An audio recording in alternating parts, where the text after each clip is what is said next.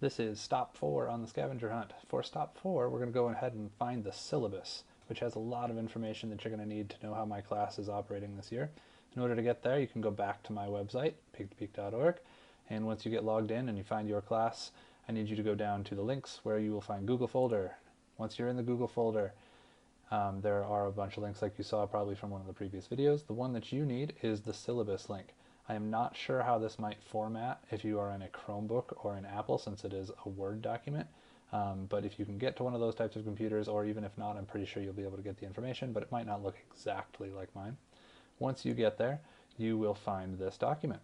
There are a lot of things in here that you should take the time to read closely, but the points that I want to make sure that you for sure see and hear from me through this video are up near the top right here. The only things that you should be taking to my class is a very short list. You're going to need a binder, because I hand out a lot of 3-ring punched items that you're going to need to hang on to. You're going to need loose leaf paper, a pencil, and a basic function calculator. Basic function means like add, subtract, multiply, divide, and that's about it. You don't need much more than that.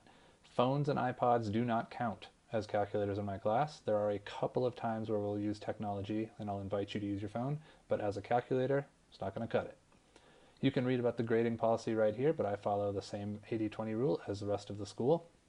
Everything in my class is going to be posted if it's an assignment. Even tests are posted in labs.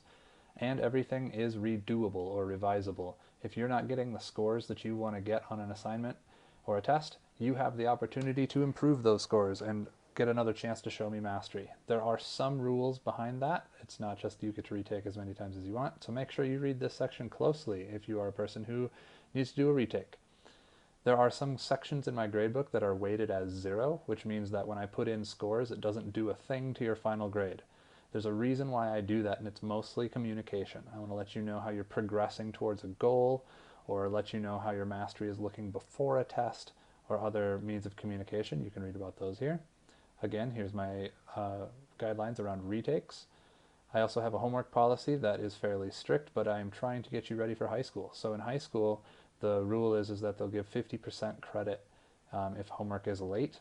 I'm going to start out my first semester where you're going to get 75% credit during the first semester if you turn something in late, and only 50% during second semester, so that I'm matching the high school expectations.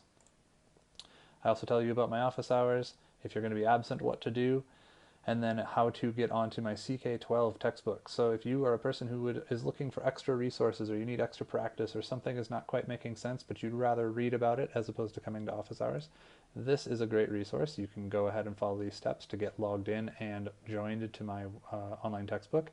And everything on that textbook matches my class unit for unit. And so you can read about all the things that we're doing in class through this resource here. If you have questions about this, you can certainly see me in office hours and I will help you get signed up. Good luck.